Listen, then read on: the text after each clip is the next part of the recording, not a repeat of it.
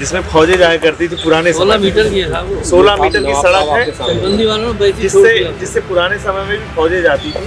जब वो था उसको आप दिखवा लीजिए, जिसने भी दबा रखा हमारी जमीन है उसकी वजह से।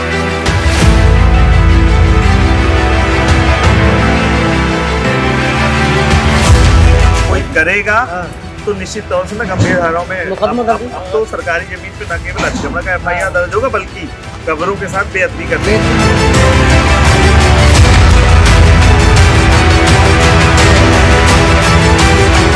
नहीं आप देखो ऐसे कहोगे कि मेरा ऐलानिया कहो सब मेरा बाग है तो ऐसे भी मैं नहीं मानूंगा।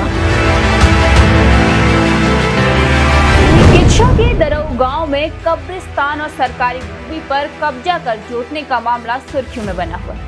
SDM किच्छा कौस्तुभ मिश्र ने दरऊ गांव पहुंचकर कब्रिस्तान की भूमि और सरकारी भूमि पर कब्जों को लेकर बड़ी कार्रवाई की बात कही है।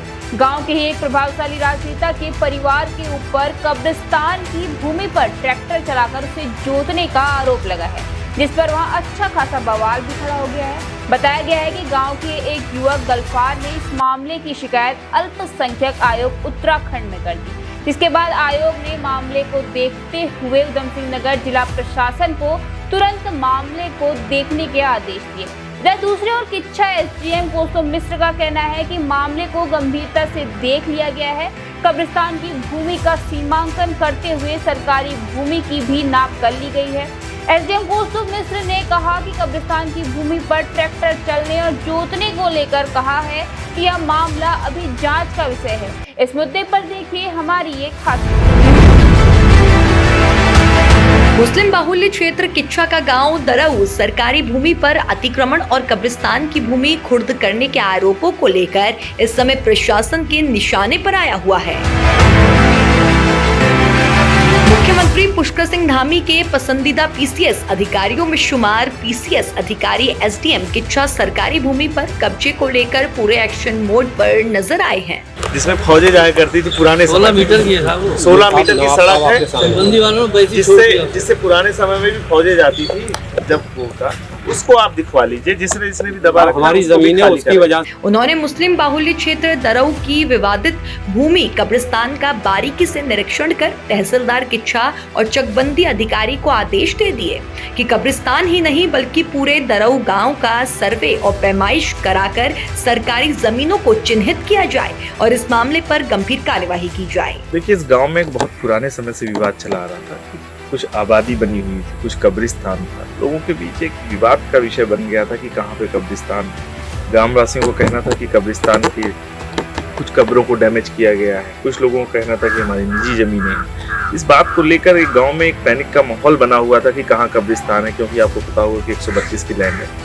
उसी को लेकर पक्षकारों के बीच आज एक बार पैमाइश पूर्व में की जा चुकी थी, आज पुनः पैमाइश की गई है और सभी पक्षों को वस्तुस्थिति से अवगत कराया गया है, क्योंकि आबादी आज़ादी के पहले की स्थितियों में थी, तो कागजों में भी कहीं न कहीं स्पष्ट थी।